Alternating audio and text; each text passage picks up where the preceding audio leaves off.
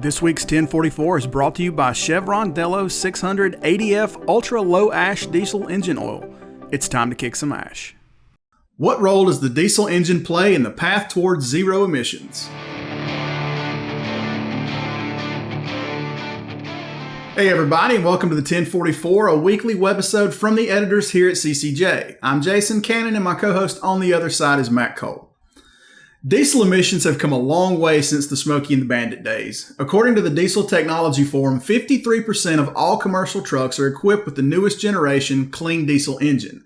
That technology, which is standard in commercial trucks on the road since 2010, has achieved more than 98% reduction in nitrogen oxides, or NOx, and particulate matter, PM. Thanks to the use of selective catalytic reduction systems and advanced particulate matter filters that achieve 98% fewer emissions of fine particles and 98% fewer emissions of oxides of nitrogen, which is a precursor to smog. Current generation new diesel trucks are more fuel efficient and emit less than 1/60th the emissions of 2000 models. But when the goal is zero emission, almost zero, or near zero is not zero. Diesel Technology Forum Executive Director Alan Schaefer joins us this week to talk about the future of the diesel engine when billions of dollars are being invested into solutions like electrification and hydrogen, all with the goal of replacing them, despite the emission strides that diesels themselves have made over a generation. In 1987, when some of the first Clean Air Act rules were considered, and then ultimately began a steady state of adoption of both cleaner engine and fuel standards. At that time, the allowable level of NOx emissions on a Class 8 truck was, I think, about 10.7 grams per brake horsepower hour. And the most recent adopted rule that EPA published in December of last year puts that number at 0.035, I think it is, grams per brake horsepower hour. So just in a numerical sense, you get going from 10 down to less than 0.05. That's a tremendous change in what emissions come out of a diesel engine over the last going on now, 30 couple of years. We like to think of it as a journey, one of continuous improvement, that diesels just continue to get even lower in emissions with each passing regulation and more efficient as well over time. So for those that are just new to the industry, you're familiar with particulate traps and selective catalytic reduction systems. Those were pretty much standard fare on all commercial trucks since the last 12 years at least. If you've had a newer generation vehicle, 30 years ago everything was mechanically controlled. Computers weren't part of the whole process. It was, you could adjust fuel injection pressures with the screwdriver, and so that is where we started. And today we are at this very sophisticated level where, we're controlling combustion down to the microsecond and optimizing how the truck runs and the emissions that come out of it. So it's really been kind of an incredible journey, and we haven't reached the destination yet. There's still more to do. As Alan points out, today's cleaner emission trucks are orders of magnitude more efficient and cleaner burning than the trucks of late last century. But now that all the low-hanging emission reduction fruit has been picked, how much lower can diesel realistically get? That's a question a lot of people are asking, but I think that, a couple of things come to mind. I think, we are looking now at, diesel engines that don't run on diesel fuels at all. And I think sort of the next big chapter in all this will come from a change in the fuels themselves. I think we are, certainly reaching the zenith of emissions control in most advanced diesel engines. I think even this most recently adopted rule from EPA, there's a fairly extensive discussion in there about setting the stringency of the standard and some of the background research and things that went into that. One of the call-outs of concern really was that the sensors, those devices that the government relies on to measure emissions, both in a test lab setting and even in a certification setting, that the sensors themselves are not consistently capable of measuring down to these new extremely low levels of emissions. And that certainly more is expected there in terms of commercialization of more sensitive and durable NOx sensors in the next 5+ years. That kind of gives you an idea where we are when we're so low in emissions that the sensors, the technology to measure it, is having trouble keeping up.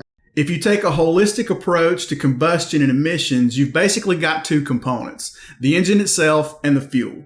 With so much emphasis on the engine and the role it plays in creating emissions, Alan said there's also been increasing emphasis on fuel type and how a change there, specifically to renewable diesel, would support reduced emissions from the engine. There will be a new focus on the fuels that are going into these engines, and that will be an important strategy for the future. And indeed, we're already seeing that at some levels with the growing use of renewable diesel fuel and advanced biodiesel fuels as well, and particularly in states that have adopted low carbon fuel standards.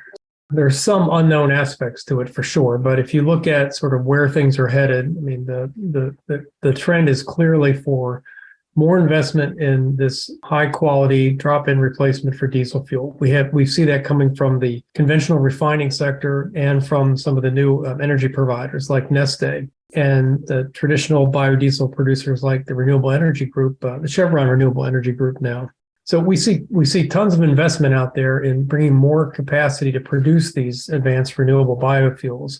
In that industry, the challenge for them will be access to feedstocks that are going to be appropriate for producing the fuels on a consistent stream and cost basis. So that will be a dynamic that we're hearing a lot more about in the next decade or so. But, for looking at projections and what the government thinks for now, there's certainly a very strong view that more renewable diesel is coming. And I think the Energy Information Administration projected that at the end of 2022, production of renewable diesel would surpass that of conventional biodiesel for the first time. Alan says the next decade will be telling as far as which fuels, technologies, and solutions take hold in transportation. But even as hard as the government is currently pushing for electrification, he says there's clearly still a fit and use case for diesel. He tells us more after a word from 1044 sponsor, Chevron Lubricants. Protecting your diesel engine and its aftertreatment system has traditionally been a double-edged sword. The same engine oil that is so essential to protecting your engine's internal parts is also responsible for 90% of the ash that is clogging up your DPF and upping your fuel and maintenance costs. Outdated industry thinking still sees a trade-off between engine and emission system protection, and Chevron was tired of it. So they spent a decade of R&D developing a no-compromise formulation. Chevron Lubricants developed a new ultra-low ash diesel engine oil that is specifically designed to combat DPF ash clogging. Delo 600 ADF with OmniMax technology cuts sulfate ash by a whopping 60%, which reduces the rate of DPF clogging and extends DPF service life by 2.5 times. And just think what you can do with all the MPGs you're going to add from cutting your number of regens. But Delo 600 ADF isn't just about aftertreatment. It provides complete protection, extending drain intervals by preventing oil breakdown. Before you had to choose between protecting your engine or your aftertreatment system, and now you don't. 600 ADF from Delo with OmniMax technology, it's time to kick some ash. It's pretty clear, I think, and the government actually just released a report looking at an integrated approach for transportation that spans housing, transportation, energy, environmental considerations, and looks at different strategies. And it envisions sustainable internal combustion engines, sustainable fuels equally along with battery electric vehicles in some sectors of the trucking industry, and envisions a bigger role for hydrogen in the heavy-duty long-haul sector particularly. So even as the government looks ahead, and this is a government, by the way, that's really pushing hard for electrification strategies across the board, we see a continued place for renewable fuels and sustainable internal combustion engines. So much emphasis on regulating new truck emissions and the idea that trucking and the diesel engine are all under siege, Alan says has robbed the industry as a whole of an opportunity to make a near immediate impact on emissions, which is getting old trucks off the road and replacing them with newer ones. Research that we did last year shows that 53% of all Class 3 through 8 registered trucks on the road are 2011 and newer. So those are all equipped with SCR and particulate systems, achieving very low emissions. So that means that 47% are not, that they're of an older generation. Some of them have particulate traps, but there's a healthy number that don't have either of those that are, still in operation today. And so when we start looking at where the gross emitters are and where the biggest contributors to pollution and greenhouse gas emissions, I'm thinking that we're not going to find it in the generation of new trucks and fleets that have really accelerated their introduction. we're going to find it more in the existing older technology vehicles that are sort of hanging on. And, a lot of these are hanging on in short haul regional applications. They're operating in urban areas and around communities that, are most affected by some of these emissions. So I wish we were doing more to address that. Then I'd feel like we're really being smart about our clean air policy when it comes to different technologies. But, I think there's also a recognition within the administration. I think certainly manufacturers have communicated this as well, that internal combustion engines and diesel and natural gas in particular, these are technologies that are going to be around for a while. That even if you're of the mind that we have to have full-scale electrification of all transportation as soon as possible to have even a minor chance of meeting the Paris Climate Agreement, there are realistic people that understand that kind of change cannot and will not happen overnight. Alan said he expects diesel to still be what he called the primary mover a decade or more from now, thanks in large part to all the infrastructure questions surrounding everything that's trying to replace it. But a patchwork of emission regulations that aren't universal across the U.S., Alan said, will almost certainly change how fleets buy trucks. Before it was one kind of fuel and pretty much all the options. It was a diesel truck for sure, and then you just kind of figured out whatever you needed to spec the vehicle there. And now we have this really big change.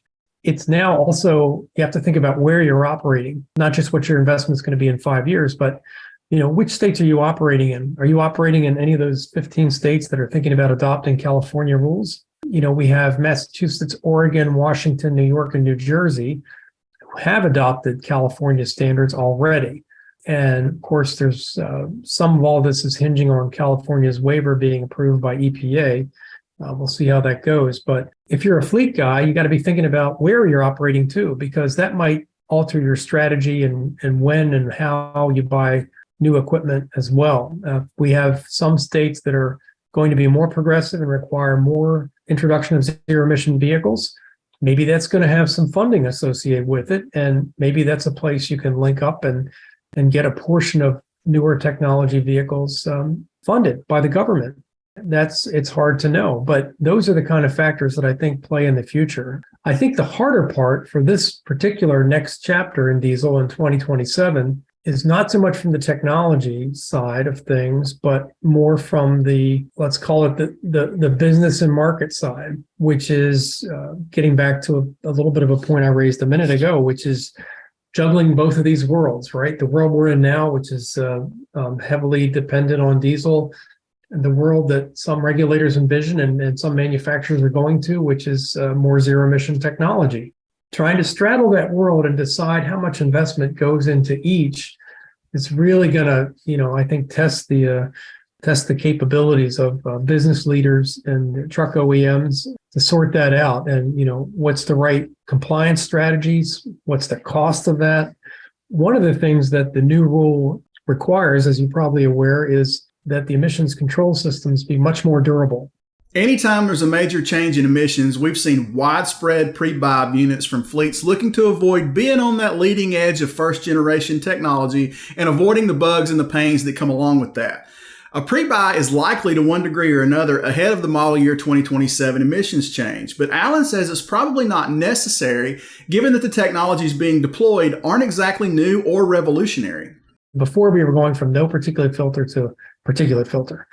And then the SCR system. So I think, clearly the new vehicles will have both of those things. They're just going to be further refined and improved.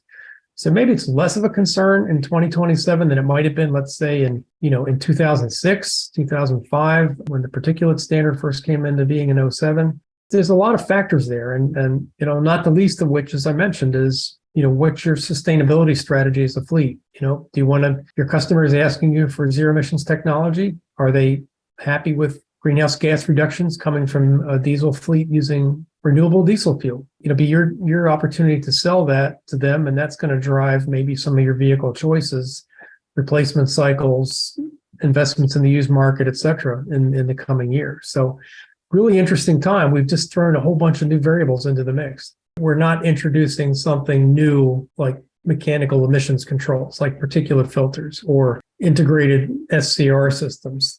That introduction and optimization has been done and is underway and will continue. And that will be part of the core strategy going forward. I think the rule envisions some new things coming into play, things like cylinder deactivation, maybe some waste heat recovery, more things like that.